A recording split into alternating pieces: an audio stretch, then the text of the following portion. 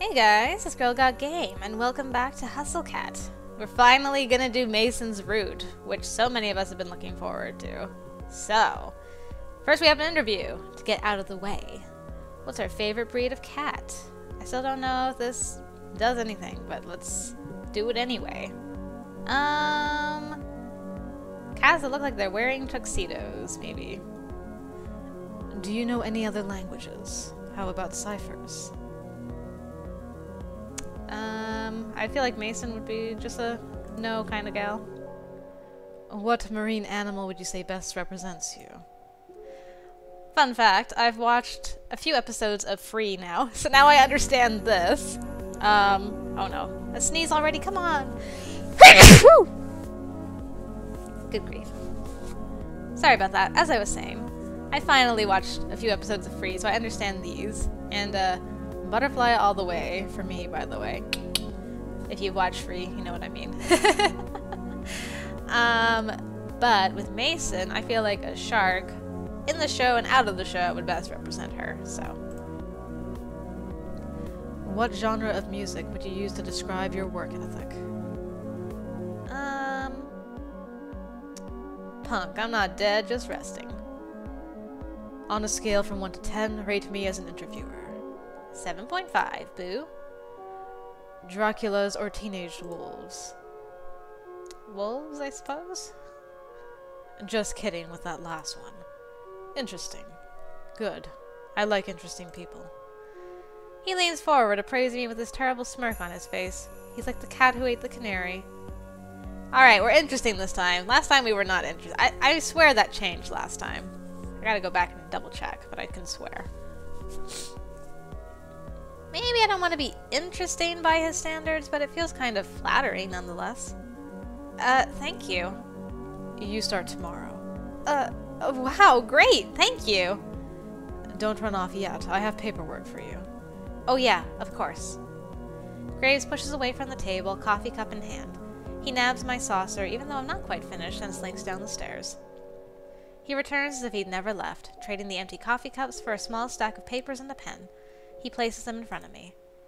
So, what will my job be? We'll see. Did he hire me with no position in mind? Is this how this guy usually works? I feel like I'm in a daze. Too much information and too much coffee. I take the papers and skim them, signing pretty much anywhere I see an X and a line. What's it all for, and why is there so much? Maybe you should read it. Eh? Probably taxes and stuff, I don't know. And who cares? I've got a job. I push the papers back towards Graves, and he eagerly scoops them off the table. Perfect. We open at 11. Be here at 8. We'll have you help with the morning prep. My displeasure must be pretty apparent, because his mouth cracks into another smirk. You can work at a later shift after training. You won't have to deal with those cursed mornings for too long. Okay, that's fine. Now go. I have a lot of work to do before tomorrow. You need to get to work fixing that sleep schedule of yours. Okay.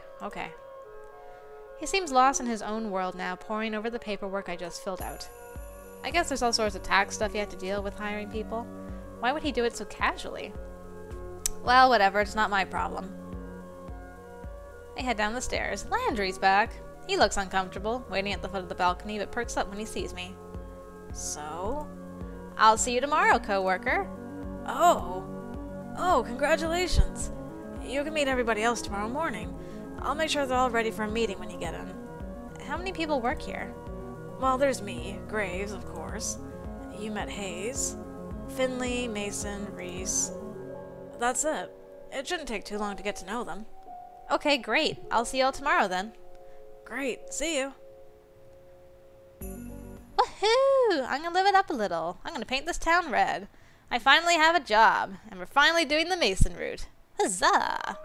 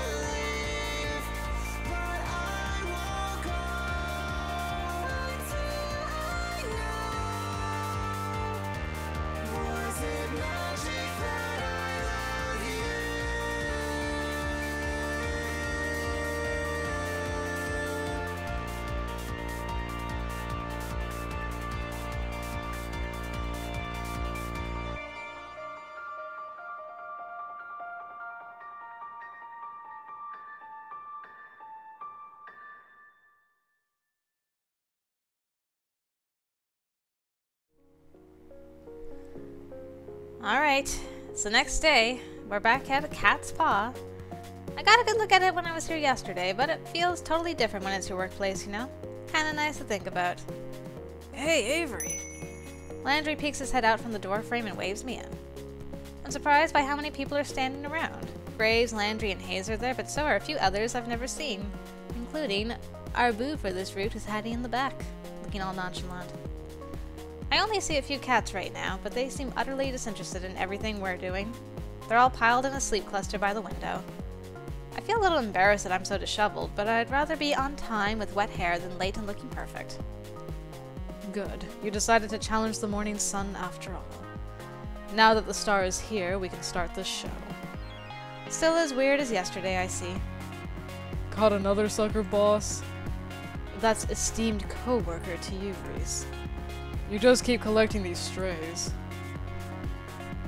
Before we get too far, everybody should introduce themselves to Avery. Avery, we've already met, and you already know Graves. Did you meet Hayes yesterday? Briefly. Hello, Hayes. Hello. He looks like he's gonna try to slip between the cracks in the tile. How does a guy like this handle a job that deals with people? Hayes is a great barista. He's a great help in the kitchen, but he likes to spend a lot of his time with the cats, too. Hayes flashes me a quick look. The side of his mouth upturns ever so slightly, like he's trying to smile, but he's out of practice. Aw, sweet baby. I reach out to shake his hand. He's practically bracing for impact. Before I reach him, a bright light flashes at the corner of my vision. What? Is that a camera? Sorry, sweetie. I thought I turned the flash off. I whip my head to the other side of the lineup. The girl on the end is aiming her phone directly at me. Sorry, don't mind me. I just want to commemorate our new employee. I'm Finley, and I take care of social media. I like Candid, so I'll try again later when you've forgotten about it. Finley is also... Graves! I know what you're going to say. Don't ruin the surprise. Alright. You tell Avery whenever you're ready. Thank you. The two in the middle of the lineup look beyond unimpressed. One is the smart mouth guy. Reese, was it? And the other looks like someone I wouldn't want to mess with, but who I'd like to get closer to. Finley puts her arm on the shoulder of the tough-looking woman standing next to her. Since she's not going to introduce herself, this is Mason. She's our head chef. Or our only chef, I guess. Well, nice to meet you both. Yeah. Finley reaches up and places her hand against the back of Mason's head.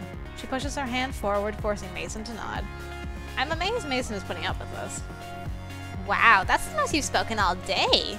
She likes you already, Avery. Mason makes a quick little noise that could either be a laugh or a grunt. Maybe it was both. How kind of you all to save the best for last. I'm Reese, and I'm the one you'll be answering to after Graves, so you better stay on my good side. I would have sworn Landry was second in command here, so I don't know what this kid's talking about. I didn't even see him at all during the interview yesterday. I'm on cat detail today, but don't think that means I won't be keeping an eye on you. Cat detail must mean taking care of the cats. Obviously. I'm learning quickly. I don't know why the second in command would be so eager about telling me he's gonna clean litter boxes today. Maybe it's a weird status thing here. Ew. I'll be on my best behavior then, I guess. Good. Okay, that should be everybody then. Avery, you'll be training with me today. I hope that's okay. That's fine with me. It looks like I'm no longer needed. I have other work to do. You know where to find me. Bye, Graves. Till next time, I'm gonna finally romance you. Graves slinks to the back of the cafe. I think I can hear footsteps on creaky stairs. Mason and Hayes disappear after him. Avery, did you have breakfast? We're gonna have something to eat before work, if you'd like to join us. It's tradition. That sounds great. I fed my cat, but I forgot to feed myself. Reese has already seated himself at the long booth seating along the wall. He scoots two of the tables together and Landry pulls over another chair. Great. Just sit and relax. Mason's just finishing up breakfast. I move to take a seat, but Finley blocks my path. Avery, before you sit down, I have a question for you. Sure, what's up? Okay, is that... Her voice drops almost conspiratorially. She leans in to whisper. That's an Akia shirt, isn't it? He's my favorite too. A what? Akia? From Blast Zone? From what? Look, you don't have to play dumb. I get it. No, I really have no idea what that is. Is that like a show? Is this shirt from something? Oh, no. Never mind. Don't worry about it. Not this time, girl. I just thought it was a cool shirt. I just thought it was a cool shirt. Well, it is, but it's weird to buy things from games you haven't played. Oh, it's a game. I play some games, but I haven't heard of that one. I like a lot of retro games, so if it's new... Oh, it's a different type of game. Never mind. Well, now I'm curious. No, it's okay. You probably wouldn't like games about boys fighting. Or maybe you would. Okay? Maybe I'll lend it to you sometime. If you prove yourself worthy. I'm not really sure what that involves, but sure. Okay. She gives me a grin and a wink, then takes a seat at the table next to Reese. Oh, Finley. I noticed that somebody's at the table while I was talking to Finley. Mason and Hay should be out in a minute, Avery. Come sit down. Sure. Where should I sit, though? What if there are some unspoken rules about this sort of thing in placing? You never know with new groups. Landry answers the conundrum for me by beckoning to the seat between him and Finley. Quietly, I take the seat.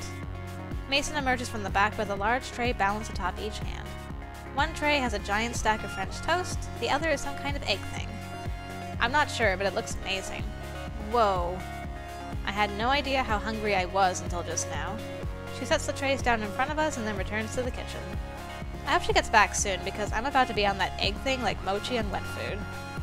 Mason returns a few moments later, cradling 6 empty coffee cups in her arms. Hayes follows in tow, carefully balancing a carafe full of coffee. They set the cups and carafe on the table and take their seats. Hayes' butt barely hits the chair before the others start to dig in. I'm a little afraid that I'll lose my hand in the fray if I try to jump in now, but I'm so hungry. Landry reaches out an arm from behind a fortress of French toast slices. He lightly bats Reese's hand as it reaches for the syrup pitcher. Save some for Avery. Jeez, calm down. You're the one stealing all the food. I haven't taken any more than usual. Breakfast is important. While everybody shouts and chatters across the table, I help myself to a bit of everything. I'm not used to eating a real breakfast, especially one that didn't come out of a microwave, so I'm gonna savor this. Wow, this is amazing. Mason, what is this egg thing? Mason's eyebrow shoots up. She looks at me like I grew another nose. Frittata.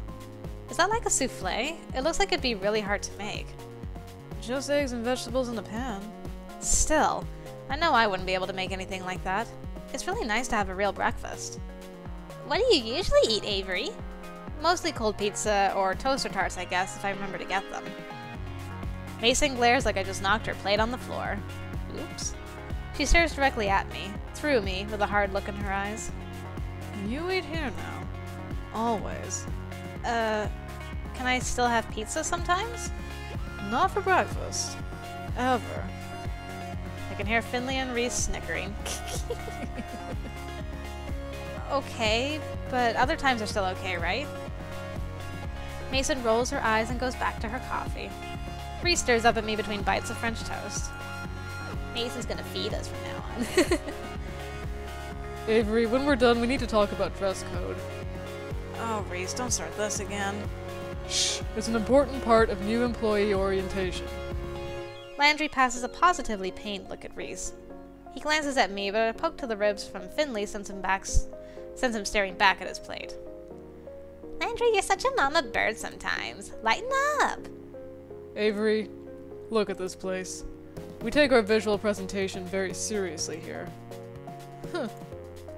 Hayes places his empty plate and cup on Mason's plate and takes the stack into the back with the urgency of a tactical retreat. Graves and I expect a certain level of decor with the waitstaff. Is this about my outfit? I woke up a little late, so... No, this is about uniforms. Mason pushes her chair away from the table with enough force that it wobbles briefly on 2 legs. She stands and takes my plate in one fell swoop. Opening soon. Time to get ready. She picks up the now empty cast iron skillet with one hand and balances a few of the other plates on top. That looks heavy, but she's holding it all like it's nothing. Come on. She stares me down and gestures to the back door with a head nod before she heads into the kitchen. Don't think you can run off so easily, Avery. You'll get written up if you don't have your uniform. But my boo needs me in the kitchen. Is Mason really the only chef here? That must take a lot of work. I bet she could use some help. Mostly I'm just grateful she gave me an out. Whatever Reese is planning, it doesn't sound like anyone but Finley cares for it. No thank you. I think Mason and Hayes wanted my help, though. Fine, if Mason needs the help. But you're not off the hook for this yet. Reese. Oh, come on, Landry. Don't look at me like that. Something is definitely up. Whatever it is, I'm not going to fall for it. Well, I'll be back once Mason says I'm done. I quickly retreat to the kitchen before Reese can delay me further. Phew.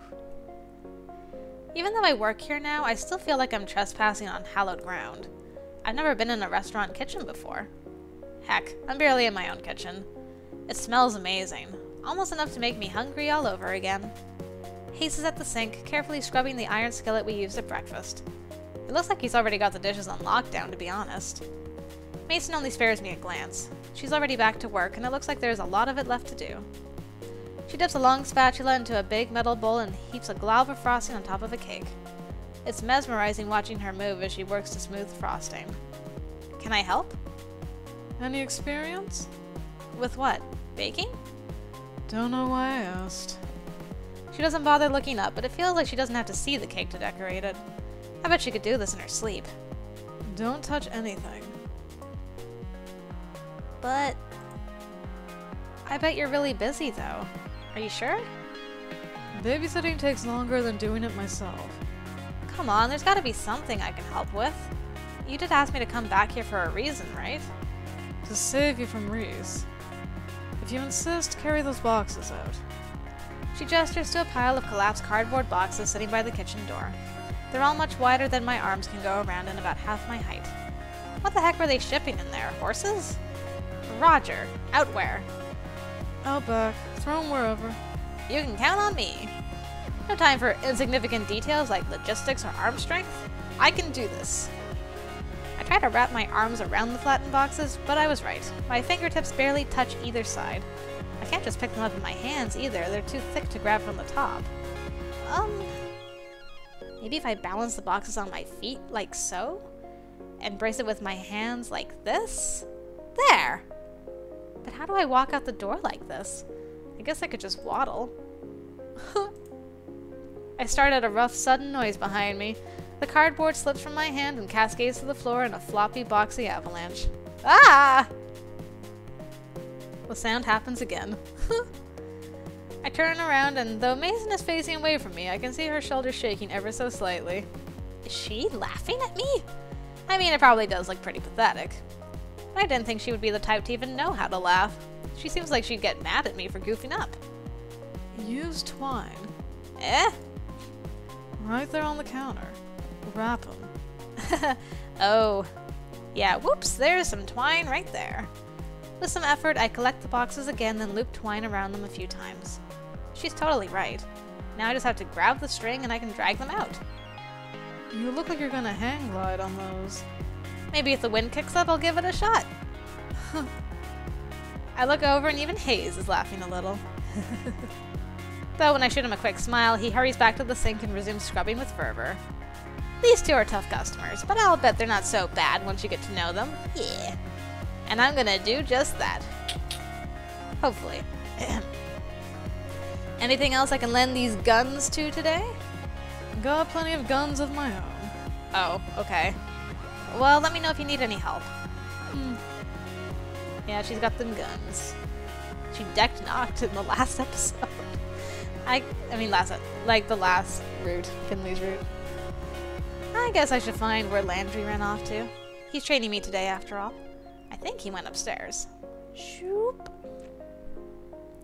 I head over to the foot of the staircase, but a cat has taken station right in my path. It's sleeping, belly up, stretched out to nearly the whole width of the step. Buddy, that's really cute, but that's a dangerous place to sleep. It doesn't dignify me with a response. Instead, the fat orange cat shimmies in place to settle itself even more. Gently, I nudge it to see if I can get the cat to move. Someone's gonna trip on you if you don't move. That's not gonna be fun for either of you. It opens one eye into a thin slit that makes a murmuring noise and flicks its tail. This little tiger isn't going anywhere, is it? Are all the cats here this spoiled? Guess I'll have to pick it up and move it myself. I lean over to scoop it up, but as I do, a tiny orange and white bobtailed cat whizzes past my feet. It stops on the step below the sleeping cat, then raises one paw and bats the other cat squarely on the forehead. The sleeping cat wakes up and hops to its feet. It looks angry. Am I going to have to break up a cat fight? Hey, you two. The bobtail flattens its ears and stares intently at the orange cat. They both perk up when they hear a voice from above. Is Hash Brown sleeping on the stairs again? The orange cat, Hash Browns, I guess, trots away. Landry works his way down the stairs, eyes on the bobtail kitten. Was it really necessary to smack him? You should be nice. The bobtail turns its head away in a wide arc, almost as if it's giving an "okay, whatever" in response. It lazily struts over to the windowsill and takes up sentry. That cat's name is Hash Browns? Yeah. Graves names all the cats here. He comes up with some interesting ones. What are some of their names? Well, at the moment there's Ramona, Shinsuke, Kotick, Owl, Bramblepelt, now Hisa, Valentine, Marina, Ein, Junta, Jam Band, and so on. Holy crap! Which one was that bobtail? Oh, His face falls. Why does he look so nervous? that's, why don't you ask Reese later? Huh. Is that his cat? Did he name it or something? Is it a bad name? No, he's, Gray should have told you about. Let's get to work. It's time to open. Also, before we continue, I wonder, when people adopt these cats, do they keep the names that Graves named them, or do they name them something else? Like, do you ever get someone who's like, man, Hash Browns is an awesome name, I'm just gonna keep that for that cat. Landry isn't having any more of this. He walks past me to the front door without a glance. He unlocks it and flips the sign from closed to open. And ta-da! Your first day at a cat's paw has begun. And nobody's here. This is a little anticlimactic. Yeah. The mornings are usually pretty slow. It might pick up later. It didn't. At all. All day. Okay, sure. A few people came in, and Landry had me wait their tables while he supervised. It went pretty well, and I made a couple bucks in tips, but that was it. Whoops. Finley came down a couple of times to check in, and I saw Mason and Hayes every time I went into the kitchen, but I didn't see Reese at all. Reese's bobtailed cat, on the other hand, was all over the place. I think I see why he'd take a shine to this one. They're both complete hams. Not that I mind that it was slow. It just meant I got to play with the cats more. There are like 10 of them here? Maybe? I can't get a solid count on them. They seem to vanish sometimes. Looks like there are a lot of areas around here for them to hide. Grief. Work mouth. Thank you for your help today, Avery. Landry, Finley, and I just finished wiping down the tables. Mason was gone before the cafe closed. I don't know where Hayes went. So, how'd you like it? Is it always this quiet? I mean, not that I'm complaining. Not always. Tomorrow should be busier for sure. I've got plans. Oh, we should get here early then, huh? Don't say that like you aren't always early. Oh, I have to come in earlier? Don't worry too much about it, Avery. Just show up at your regular time. Okay, thanks. I can't imagine what busy means here. What, like 6 people in here at the same time? I've got a little more work I want to do on the blog, so you all go ahead. I'll close up if Grace doesn't get here to do it. Oh, thank you. Avery, you can head out. Thanks. Are you leaving now? I could walk with you. I'll be out in a bit. You go on ahead. Oh, alright. See y'all tomorrow. Night! Night, Finley. The door closes behind me with a jingle. I have a job. My co-workers are pretty cute. I get to play with cats. And if this works out, I should be able to afford a place of my own soon. Wait until my parents hear about this. I'm feeling pretty good right now. I can't help giving a little celebratory fist pump. All right. I think I just heard someone snort a laugh behind me. I thought I said that pretty quietly. I turn around to see who it is, but there's nobody there but a cat. 2 cats, actually. Cats from the cafe. Reese's cat and the Siamese cat, to be precise. Crap! How did they get outside? Did I let them out when I left? This is real bad. I'm pretty sure one of the first rules of working at a cat cafe is do not lose the cats. They're not looking at me anymore. Now's my chance. I start creeping towards both cats. If I move too suddenly, I might spook them. I only make it a few steps before I see the bobtail's ears swivel back to face me. Without turning the rest of his head, it takes a springing leap and heads down one fork in the road. The Siamese cat continues down the same path as casual as anything. I can't get them both, but I need to get at least one of them. I better decide who to go after. I'll follow Reese's cat this time. I know he's not supposed to be out here. What a little jerk cat. I take off after the bratty bobtail. Reese's cat suddenly stops, turns around, and plants his haunches on the pavement. He looks up at me with a surprisingly bored expression. Oh, come off it, Avery. You can stop tailing me now. Unless you were that bent on following me home. The cat is talking. Why? Why do you look so surprised? You knew it was me, right? What? What? Come on, my cat self and human self look so similar. They're both equally gorgeous. How did you not put 2 and 2 together? Of course I didn't put 2 and 2 together. Who the hell's gonna think, oh, of course, he is also a cat? That's the most absurd thing I've ever heard. I can't believe I'm even having this conversation right now. I don't know why I expected you to know anything about witches. I mean, look at you. What's that supposed to mean? It means I don't think you know much at all. Fine. Graves obviously did a trash job of explaining this, so all the work is up to me. Again. Everyone at a cat's paw is under a curse. Once we leave the premises, we turn into cats. The curse is likely tied to the cafe itself, though I don't think anybody else knows how. This is probably the most absurd thing I've ever heard, but it's also sort of hard to deny because the cat is telling it to me. So, everybody? Graves too? Who knows? I've never seen him as a cat, but I haven't seen him do a lot of things. Does that mean... am I gonna be cursed too? I wouldn't be surprised. Well, I would! How do I end up not cursed? If I knew that, I'd be a lot taller and less furry right now. How do you even get a cat curse? Didn't you hear me? Witches. Believe it or not, this area is full of them. I'd go with the or not, but I can't really come up with any more plausible reasons. This is absurd. I've just had a long day and my brain's leaking out of my ears, that's all. I might just be imagining this. Are you done then? I have things to do. What, like chase birds? Cute. Look. If it makes you feel better, we can talk about this more at work tomorrow. With everyone else. Yeah, sure. Whatever. Introduce me to all of the talking cats. Just don't be late again. Hey, I wasn't late today!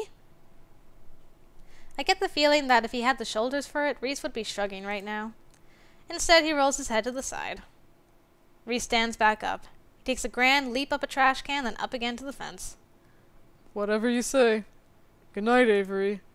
And with that, he's gone. Good night.